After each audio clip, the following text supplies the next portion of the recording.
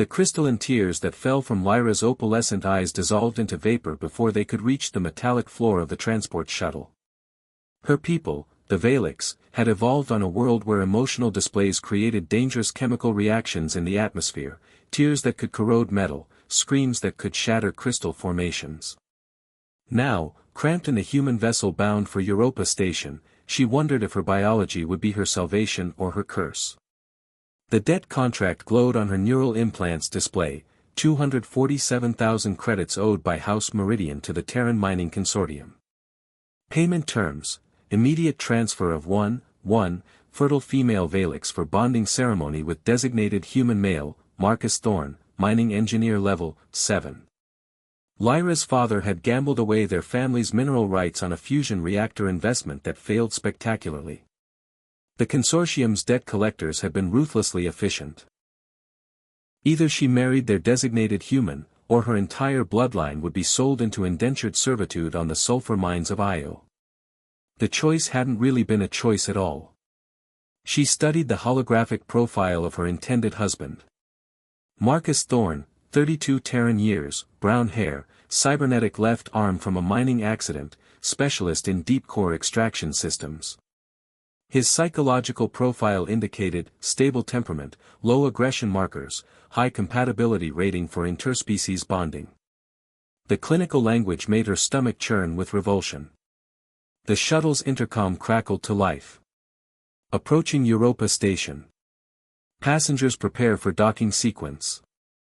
Lyra pressed her palm against the viewport, watching the ice-covered moon grow larger.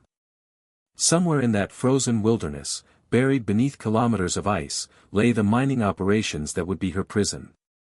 Her bioluminescent skin patterns shifted from their natural blue-green to a sickly yellow. A physiological response to extreme stress that she couldn't control. The docking bay was a chaos of steam and mechanical noise. As she descended the shuttle's ramp, carrying nothing but a small case of personal effects, Lyra caught sight of a figure waiting near the customs checkpoint. Tall, wearing the standard-issue orange coveralls of the mining consortium, he had the cybernetic arm from the profile photos. But when Marcus Thorne looked up and their eyes met, something unexpected happened. He didn't look at her like a commodity. His expression wasn't calculating or predatory. Instead, she saw something that made her bioluminescent patterns shift involuntarily: recognition, perhaps even understanding. His brown eyes held a depth of sadness that mirrored her own. Lyra Meridian. His voice was gentler than she'd expected, with none of the harsh authority she'd feared. She nodded, unable to trust her voice. In her native language, crying was called Kethmiran, literally, the dissolving of hope. But as she stood there, no tears came. Marcus stepped forward, and she noticed he moved with a slight limp. "I know this isn't what either of us wanted," he said quietly. "The consortium owns my contract too. 17 more years to pay off my family's medical debts." The revelation struck her like a physical blow. She'd assumed her captor would be free, that only she was trapped in this arrangement. Instead, she found herself face to face with another prisoner. "I've prepared separate quarters for you," Marcus continued. "The bonding ceremony isn't scheduled for 6 months. Maybe we can figure something out before then.